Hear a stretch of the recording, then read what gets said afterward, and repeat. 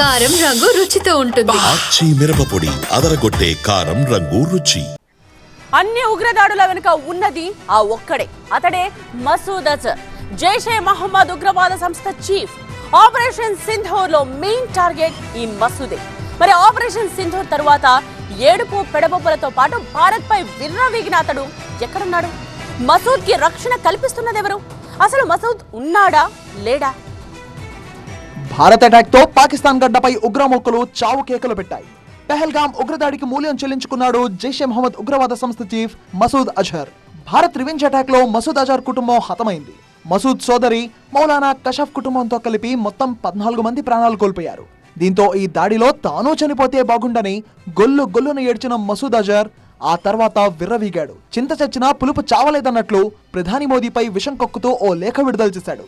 ప్రధాని మోదీ అన్ని నియమాలు ఉల్లంఘించారంటూ ఆక్రోశం వెళ్లగక్కాడు. భారత్ పై ప్రతీకారం తీర్చుకుంటాం, ఇకపై జాలి చూపును అంటూ మరీ ఓవర్ యాక్షన్ చేశాడు మసూద్. తను చేసిన పాపాలన్నీ మర్చిపోయి భారత్ తప్పు చేసింది అన్నట్లు మాట్లాడుతున్నాడు. పెహల్గాం ఉగ్రదాడికి ప్రతీకారంగా భారత సైన్యం జరిపిన ఆపరేషన్ సింధూర్ లో మసూద్ అజర్ బహావుల్పూర్ స్థావరం పూర్తిగా నేలమట్టమైంది. ఉగ్ర సంస్థ జైషే మహమ్మద్ హెడ్ క్వార్టర్స్ ఇదే. బహావుల్పూర్ పాక్ లో 12వ అతిపెద్ద నగరం.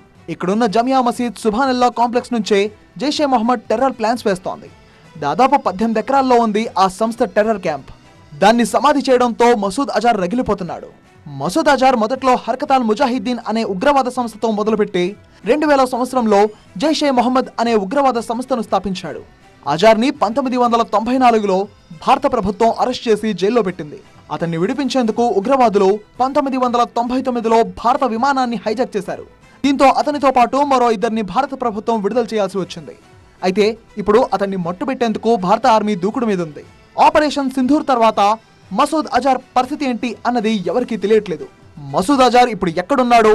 ఎప్పుడు హై సెక్యూరిటీ కల్పించే పాకిస్తాన్ ప్రభుత్వమే అతనికి సెక్యూరిటీ కల్పించిందా లేక మరెక్కడైనా దాక్కున్నాడా అన్నది తెలియట్లేదు. అంతేకాదు ప్రతీకారం తప్పదన్న లేఖ అతనిదేనా లేకపోతే ఉగ్రగురువు పోవడంతో అతని తోకలెవరైనా వదిలారా అన్న డౌట్ కూడా ఉత్పన్నమవుతోంది. మరోవైపు మసూద్ అజర్ పై భారత ఆర్మీ మాజీ చీఫ్ మనోజ్ ముకుంద్ సంచలన వ్యాఖ్యలు చేశారు. అసలు కథ మిగిలే ఉందంటూ ఆయన కమెంట్స్ చర్చనీయాంశమయ్యాయి.